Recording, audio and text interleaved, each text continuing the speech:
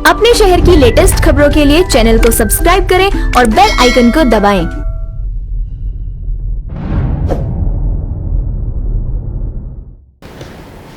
नमस्कार, आप देख रहे हैं हुंकार 24/7। इस समय हम दक्षिण दिल्ली के देवली विधानसभा में मौजूद हैं और हमारे साथ आज मौजूद हैं चर्चा करने के लिए बलवीर सिंह जी, बल्ली भाई, जो कि भारतीय जनता पार्टी के वरिष्ठ नेता हैं।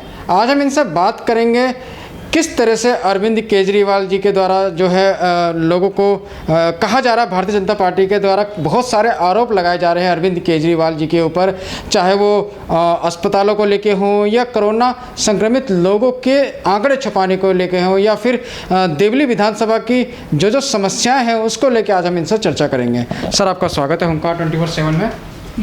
धन्यवाद महेंद्र जी। देखिए, आप जानते हैं कि आज ये दिल्ली की सरकार अपना कोरोना के लिए टेस्ट से क्यों बच रही है।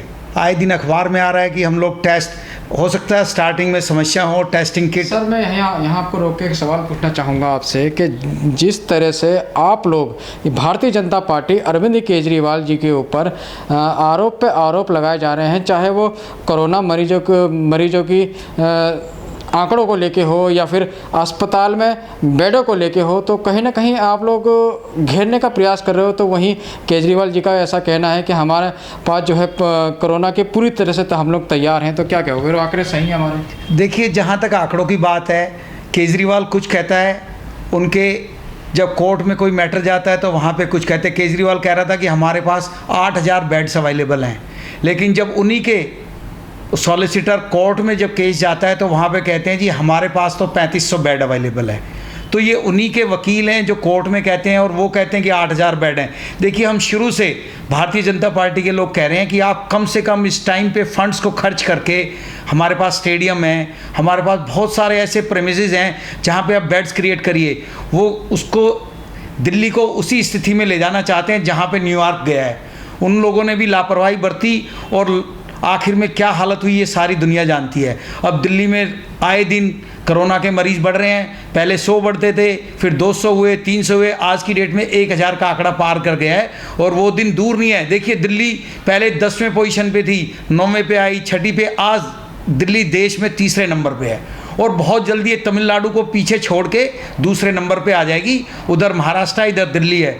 और दिल्ली इतना थिकली पॉपुलेटेड है, छोटे से एरिया में 2 करोड़ लोग रहते हैं और ये केजरीवाल इस चीज़ पे ध्यान ही नहीं दे रहे हैं। केजरीवाल पता नहीं कौन सी टेक्निक अपना रहे हैं। अब किट्स पूरी तरह से अवेलेबल है, इनको केंद्र सरकार से जितनी किटें चाहिए वो अवेलेबल है, लेकिन ये लोगों का टेस्ट ही नहीं करना चाहते। और जब तक टेस्ट नहीं करेंगे तो कोरोना का पता कैसे लगेगा, और पता नहीं लगेगा तो ये फैलता जाएगा, लोगों में फैलेगा। ये ऑलरेडी कम्युनिटी लेवल पे आ गया है और आगे लग रहा है कि जैसी न्यूयॉर्क में हालत हुई थी, कम से कम दिल्ली भी उसी की तरफ अग्रसर है। सर, राशन को लेके भी आप लोग सवाल खड़े कर रहे हो, राशन को लेके भी, और जो सरकारी स्कूलों में जो खाना वितरण किया जा रहा है दिल्ली सरकार के द्वारा, उस पे भी आप लोगों को कुछ आपत्ति है, तो किस पे क्या कहना चाहेंगे? देखिए, आपत्ति हमें ये है, जहाँ तक ये केजरीवाल के जितने समर्थक हैं, जितने इनके कार्यकर्ता हैं, सिर्फ वही लोग जिसको चाहते हैं उसको राशन मिलता है, जिसको चाहते हैं उसको खाना मिलता है। और खाने की क्वालिटी तो सब लोगों ने देखी है। जब भारतीय जनता पार्टी ने ज़ोर शोर से इसका विरोध किया तब जाके खाने की कुछ क्वालिटी सुधरी है, नहीं तो लोग वहाँ पे ले रहे हैं खाना और बाहर फेंक रहे हैं। लोग खा ही नहीं सकते। आदमी तो क्या, जानवरों को खाने में परेशानी थी इस प्रकार के खाने की। लेकिन उसके बाद जब भारतीय जनता पार्टी ने इसका विरोध किया, इसको मीडिया में पूरी तरह किया गया, तब जाके खाने की सुविधा हुई है और उसके बाद काफ़ी स्थितियां सुधरी हैं। लेकिन जहां तक राशन की बात है, सहयोग केंद्र दे रहा है, गेहूं केंद्र फ्री दे रहा है, दालें केंद्र फ्री दे रहा है, लेकिन केजरीवाल को हर जगह अपनी पब्लिसिटी चाहिए। वो पब्लिसिटी पे अपना पैसा खर्च करता है। आप एक राशन का छोटा सा पैकेट देखेंगे, उस पर भी केजरीवाल का फ़ोटो लगा हुआ है। आप जहाँ भी राशन डिस्ट्रीब्यूट हो रहा है, जहाँ भी खाना वितरित हो रहा है, आप देखेंगे उसके बैनर्स लगे हुए हैं। वो सिर्फ और सिर्फ एडवर्टीजमेंट पे ख्याल देता है। बाकी तो केंद्र सरकार सारी मदद हर एक सरकारों को दे रही है। तो इसको ये सोचना चाहिए कि अपने इस जो बजट ये एडवर्टीजमेंट पे, अपनी प्रमोशन पे खर्च करता है, उसको लोगों की भलाई के लिए तो आप लोगों को जो इनका जो प्रचार है, जिस तरह से प्रचार कर रहे हैं, उस पर आपत्ति है? देखिए, हमें बिल्कुल इस पर आपत्ति है।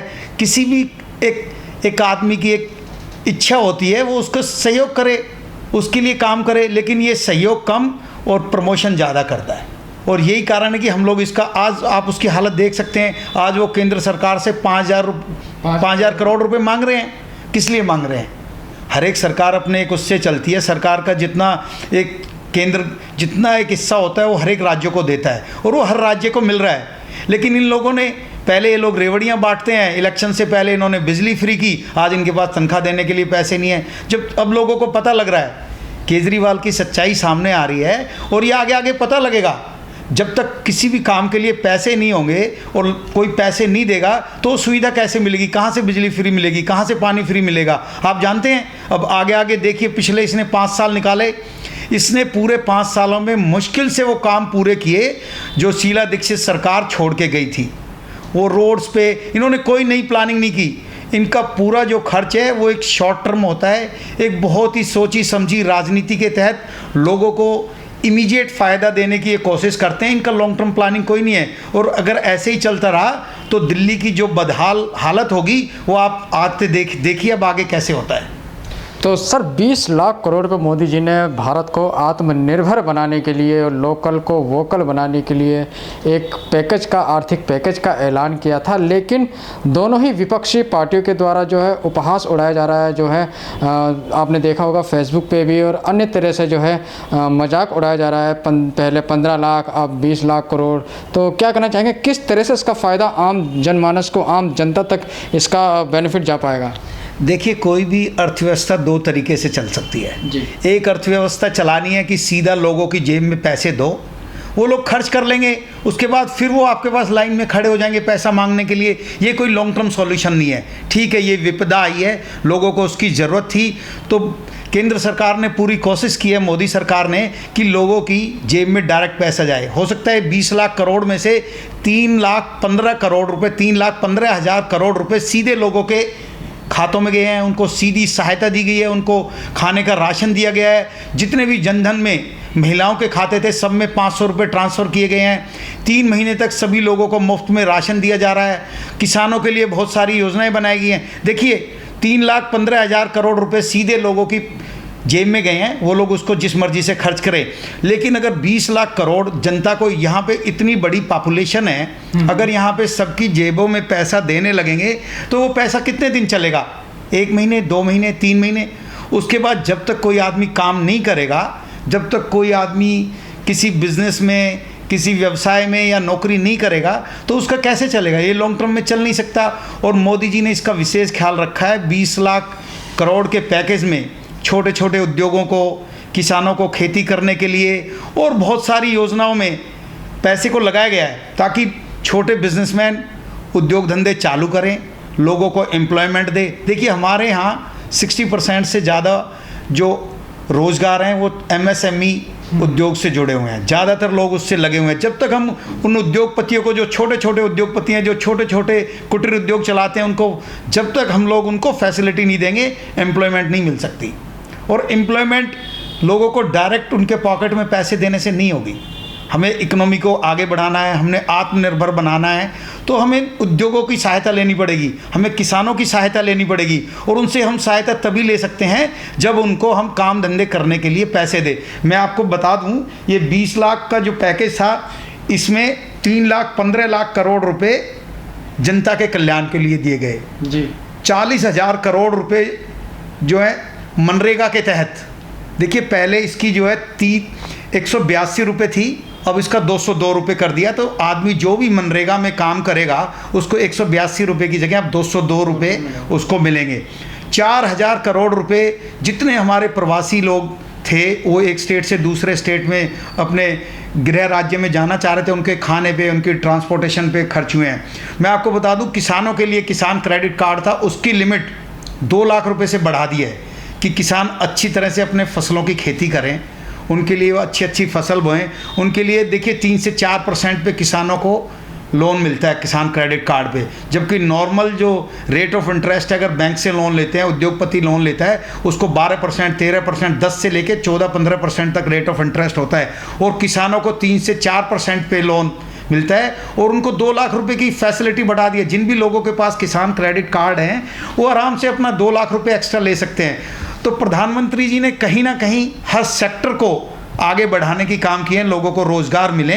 लोगों को लगातार रोज़गार तभी मिलेंगे जब उद्योग लगेंगे, खेती सही से काम करेगी, और उसी पे काम किया जा रहा है। देखिए, विपक्ष तो हमेशा आरोप प्रत्यारोप लगाता रहता है, लेकिन कोई भी इकोनॉमिस्ट होगा, हमें देश को आत्मनिर्भर बनाना है, हमें विदेशों से उद्योगों को यहाँ लाना है, तो सबसे पहले हमारे यहाँ जो घर में, जो हमारे देश में ऑलरेडी जो उद्योग हैं, हमें उनको प्रेफरेंस देनी पड़ेगी और उनको आगे चलने के लिए प्रोत्साहित करना पड़ेगा। सर, लोकल को वोकल, मतलब लोकल जो हमारे प्रोडक्ट हैं, स्वदेशी प्रोडक्ट के ऊपर प्रधानमंत्री जी का जोर रहा है और उसको लोगों से अपील की है, निवेदन किया है कि अपने जो लोकल प्रोडक्ट हैं उसका ज़्यादा से ज़्यादा इस्तेमाल कर। तो नहीं लगता आपको इसमें एक बहुत बड़ा समय लगने वाला है, क्योंकि आज के समय में हमारे खासकर युवाओं को और पूरे सभी लोगों को जो है बाहर के सामान की जो है एक लत से पड़ गई, आदत से पड़ गई है। तो ऐसा नहीं लगता एक बहुत कठिन परिश्रम करना पड़ेगा इसमें बीजेपी? देखिए, सबसे पहले तो हमारे यहाँ पे 2/3 पॉपुलेशन युवा शक्ति है। 35 साल से कम उम्र के लोग हैं जिनको इमीडिएटली रोज़गार चाहिए। हमें उनको रोज़गार, जब तक वो लोग जहाँ पे रहते हैं, देखिए ऐसी विपदा आई है, हर आदमी अपने घर की तरफ भाग रहा है। अगर हमारे पास नॉर्थ ईस्ट का रीजन है तो वहाँ पे बम्बू से रिलेटेड फर्नीचर, बम्बू से रिलेटेड कागज़ की मिलें लग सकती हैं, जहाँ पे बम्बू का बहुत बड़े स्केल पे यूज़ हो सकता है। आप अगर कहीं की भी बात करें, जैसे मछली का उद्योग है, साउथ इंडिया में बहुत चलता है, नदी के जहाँ पे समुद्र हैं उसके वहाँ पे मत्स्य उद्योग को बढ़ावा दिया जा रहा है। तो जहाँ पे जो प्रोडक्ट बनता है, जहाँ की जो बहुतायत है, उसको वहीं पे, जैसे कश्मीर में वहाँ पे केसर का है, हमारी केसर की क्वालिटी पूरे वर्ल्ड में कश्मीर में नंबर 1 पे है। तो हमें हर लोकल क्षेत्र में जो हमारा वहाँ पे स्पेशलिटी, हमें उसको बढ़ावा देना पड़ेगा। और उसके लिए इस 20 लाख करोड़ रुपए के पैकेज में एक विशेष ध्यान रखा गया है कि जहाँ पे लोकल में जो उद्योग सबसे अच्छा काम कर सकता है, ताकि देखिए, हमें आप अपने घर में प्रोड्यूस कर सकते हैं, आप उसको सस्ता या महंगा करके बेच सकते हैं, लेकिन अगर आपको विदेशों में आपको एक कंपटीशन होता है, वहाँ पे आप अकेला भारत नहीं होता, वहाँ पे विश्व के बहुत सारे देश होते हैं, और वहाँ पे कंपटीशन करने के लिए हमें अपने जितने भी लोकल क्षेत्र हैं उनको बहुत बढ़ावा देना पड़ेगा। सबसे पहले देश की डिमांड पूरी होगी और उसके बाद हमें विदेशों से भी अपनी जो विदेशी आय अर्जित करनी है। देखिए, देश का विकास तभी होगा, आप बनाते हैं, खाते हैं, ठीक है, आपको परेशानी नहीं होगी, लेकिन अगर आपको भारत की एक पूरे विश्व में एक आर्थिक शक्ति बनाना है तो हमें अपने प्रोडक्ट को बहुत ही कम्पिटिटिव रेट पे, लार्ज स्केल में उसका उत्पादन करके तभी हम लोग आगे बढ़ सकते हैं। सर, अगर देवली विधानसभा की बात करी जाए तो देवली के जो विधायक आम आदमी पार्टी के हैं प्रकाश जारवाल जी, वो डॉक्टर राजेंद्र जी के जो है मामले में जो है जेल में है अभी, और आप लोगों के द्वारा समय समय पर उनके ऊपर पानी की वसूली को लेके आरोप लगते रहे हैं, और अभी भी आप लोग आरोप लगा रहे हैं। तो अभी तो वो जेल में हैं, उसके बावजूद भी आप लोग के आरोप जो हैं निरंतर चालू हैं उनके प्रति। देखिए, देवली में पानी की समस्या तो पिछले 20 सालों से है, ये खाली 5 साल से नहीं है, 20 सालों से है। लेकिन 2014 में रमेश बिधूड़ी जी, हमारे सांसद जी ने एलजी से मिलके, चीफ सेक्रेटरी से काफ़ी कोशिश करके जो ओखला में यहाँ पानी की सप्लाई के लिए जो यूजीआर बना हुआ उसको चालू किया था। उस टाइम पे उसकी कैपेसिटी तो 20 मिलियन गैलन पर डे है, लेकिन वो अभी भी 10 MGD पे काम कर रहा है। और आज तक इस सरकार ने, जब से आप पार्टी की सरकार बनी है, उसकी तरफ ध्यान ही नहीं दिया। अगर केजरीवाल सरकार ने थोड़ा सा भी ध्यान दिया होता तो ये इस प्रकार के आरोप, देखिए, पानी नहीं आएगा तो लोग पैसे देने के लिए तैयार होंगे। पानी तो आदमी की लाइफ लाइन है, अगर पानी नहीं है तो चाहे कुछ भी हो उसके पास, तो उसके लिए वो सबसे इजी टारगेट है यहाँ पे नेताओं के लिए कि पानी के टैंकर बेचें, बोर लगाने हैं, उसके लिए पैसे लें। और केजरीवाल साहब को ये याद होना चाहिए कि जब वो विधानसभा के इलेक्शन से पहले 4 महीने पहले जब यहाँ आए थे तो लोगों ने विधायक के सामने उनको स्वयं उन्होंने लोगों से सुना था कि यहाँ पे पानी बेचा जाता है, ट्यूबवेल लगाने के लिए पैसे लिए जाते हैं। ये यहाँ पे पिछले 5 सालों में यही होता रहा है। और केजरीवाल साहब को एक और ध्यान रखना चाहिए, उसने वायदा किया था कि पूरी दिल्ली में 2017 तक पानी की पाइपलाइन से हर एक घर में, किचन में पानी पहुँचेगा, लेकिन उसका क्या हाल हुआ, ये इसका जीता जागता उदाहरण देवली विधानसभा है। विधायक की अगर बात की जाए तो विधायक इस समय जेल में है, और उसके बावजूद भी पानी के लिए आप लोग कह रहे हैं कि पानी जो है विधायक या विधायक के आदमी जो है वसूली कर रहे हैं पानी को लेके। तो देखिए, हम लोग ने अभी पीछे प्रदर्शन किया था 3-4 दिन पहले दिल्ली जल बोर्ड के ऑफिस। देखिए, वहाँ के जितने अधिकारी हैं दिल्ली जल बोर्ड के, वो इतने डरे हुए हैं। देखिए इसी हमारे विधायक ने इससे पहले जब ये पहली बार बने थे तो इन्होंने एक जूनियर इंजीनियर की पिटाई कर दी थी जल बोर्ड के। उसके बावजूद भी केजरीवाल ने इनको जल बोर्ड का मेंबर बनाया। इनके ऊपर आरोप लगातार लगते रहे। केजरीवाल ने स्वयं जनता से ये आरोप सुने। उसके बाद इनके दोबारा जीतने पर भी इनको जल बोर्ड का सदस्य बना दिया गया। और आज की डेट में भी उनके जितने लोग हैं उनके बिगर कहने के, क्योंकि उन लोगों को यहाँ पे पानी के पैसे वसूलने होते हैं। एक एक टैंकर से 200 लीटर की टैंकी भरने के लिए 50 से 100 रुपये वसूले जाते हैं। तो एक टैंकर से 1000 रुपये मिलते हैं। टैंकर वाले मंथली इनको पैसा देते हैं। आपका कहना ये तो नहीं कि विधायक के आदमी के द्वारा जो है अभी भी वसूली जा रही है? देखिए ये काम चलता रहेगा जब तक जो है ये अपनी राज्य सरकार इस पर ध्यान नहीं देगी। लोगों की सुनी नहीं जाती। मैं आपको गारंटी देता हूँ, आप किसी गली में पानी नहीं आ रहा और मैं आपको मिलवाता हूँ उन लोगों को, आप पूछिए उनसे, जब तक वो वहाँ जाके लिखवा लें, कुछ कर लें, उनको कोई टैंकर नहीं मिलने वाला। हाँ, वो पैसे दें, वहीं पे आपको एजेंट मिल जाएंगे और वो आपसे पैसे लेंगे, टैंकर आपके घर आ जाएगा। बोर कितने हैं पूरी देवली विधानसभा के? देखिए देवली विधानसभा में तकरीबन बोर होंगे 100 से ऊपर। जो पिछले अभी विधायक ने 60 बोर उन्होंने कराए थे, लेकिन उन 60 बोर में से मैं बता दूं कम से कम 20-22 बोर ऐसे हैं कि वो बोर हो गए हैं। उसमें पाइप डाल दिया गया लेकिन मोटर नहीं डाली। वो मोटर सिर्फ इसलिए नहीं डाली गई कि पहले वो लोग कलेक्शन दें। वहाँ पे उनके जो कार्यकर्ता हैं, उनका जो माफिया है, वो हर एक कनेक्शन के पैसे लेते हैं, 2000, 3000, 4000 जैसा होता है। बोर के नाम पे भी मोटी उगाही इनके द्वारा की जाती है। बोर तो लग ही नहीं सकता। 3 लाख रुपए से लेके 7 लाख रुपए तक एक एक बोर के पैसे उगाए जाते हैं और तभी वो बोर वहाँ पे चालू हो पाता है। नहीं तो आप देख लीजिए, जल बोर्ड को शर्म आनी चाहिए, केजरीवाल साहब को शर्म आनी चाहिए। जब पैसा लग चुका है उसमें खाली एक मोटर डालनी है। गर्मी का मौसम सर पे है, इस तपती गर्मी में लोगों को पानी नहीं मिल रहा, लेकिन वहाँ पे पानी नहीं है, बोर चालू ही नहीं है। कम से कम बोर चालू हो जाते। ये 20-22 बोर जो ऑलरेडी इंस्टॉल हो गए हैं उनमें मोटर डाल के एक दिन का काम है, लेकिन उसको नहीं करने दे रहे। अच्छा, सभी बोरों पर अभी अधिकार वैसे किसका? देखिए ये तो अधिकार तो सारे विधायक के लोगों का है। आप जाके क्षेत्र में देख सकते हैं, जो उनके कार्यकर्ता हैं, उनके एजेंट हैं, वो 300-400 रुपये पर मंथ लोगों से लेते हैं। जो बोर पुराने भी चल रहे हैं वो पैसे लेते हैं और तभी ये बोर पानी मिल पाता है। ये पानी जो कहते थे फ्री तो कहीं पे है नहीं। और देवली विधानसभा का शायद दिल्ली में सबसे बुरा हाल होगा। सर चलते चलते आपसे एक आखिरी सवाल, जैसे कि 2 महीने से ज़्यादा लॉकडाउन के समय को हो गया है और इस बीच जो है लोगों के सारे कारोबार बंद थे, सारे रोज़गार लोगों के बंद थे, लोगों की आवाजाही बंद थी, तो आर्थिक समस्या लोगों के बीच में आई, आर्थिक तंगी लोगों के घरों में आई। तो ऐसे में आप एक वरिष्ठ नेता हैं भाजपा के और समाज सेवी के तौर पे काफ़ी लंबे समय से निस्वार्थ भाव से आपने लोगों की सेवा की, पार्टी की सेवा की, तो इस बीच ज़रूरतमंद लोगों की किस प्रकार आपने मदद की है इस दौरान? देखिए भारतीय जनता पार्टी का सभी कार्यकर्ता इस काम में लगे हुए और हम लोगों ने 450 किट अपने देवली वार्ड क्षेत्र में बांटी हैं। हमने एक भंडारा चला हुआ था, वहाँ भी कोई भी ज़रूरतमंद आके खाना खा सकता था। वो लगातार 60 दिनों तक वो चलता रहा। 2 टाइम अपना दोपहर और शाम को कोई भी आदमी आके वहाँ पे खाना खा सकता था।